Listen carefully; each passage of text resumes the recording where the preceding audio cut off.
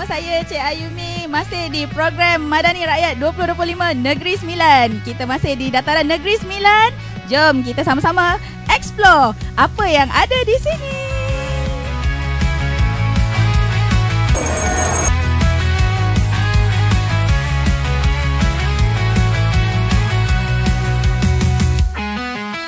Kami daripada SMK Bahau, kami membawakan pengalaman baru dalam bentuk imajinasi penghasilan imej AI yang memberi manfaat kepada pelajar-pelajar saya, terutama dalam subjek pendidikan seni dan visual, yang memberikan daya baru kepada kreativiti pelajar-pelajar saya. STEM untuk semua.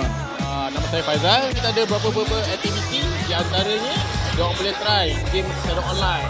Dia boleh explore dunia 3D itu dalam bentuk VR, handphone maupun laptop.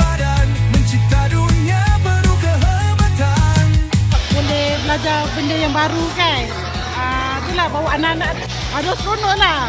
Okay, STEM untuk semua. Okay, STEM semua. Akan datang yang AI tu dia akan lebih canggih kan. Macam kita kena tahulah benda ni. Dan student pun saya rasa lagi bagus kalau join.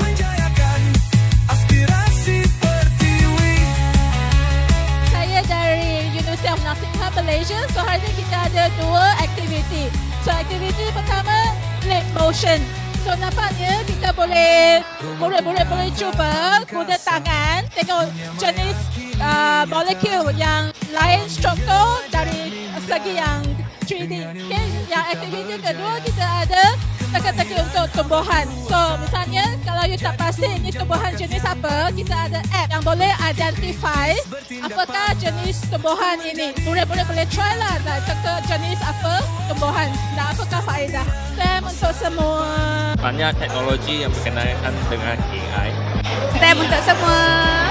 Kami dari Planetarium Negara membawakan kepada anda eksplorasi angkasa from Earth to Universe, di mana melalui aplikasi VR pengunjung dapat merasai pengalaman seolah-olah berada di angkasa lepas. STEM untuk semua.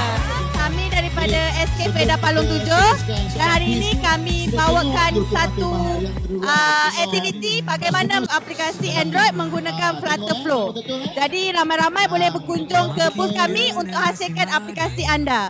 STEM untuk semua. Wow, ini AI. Benda-benda perkara yang teknologi baru yang perlu saya serap pada anak-anak saya masa kini.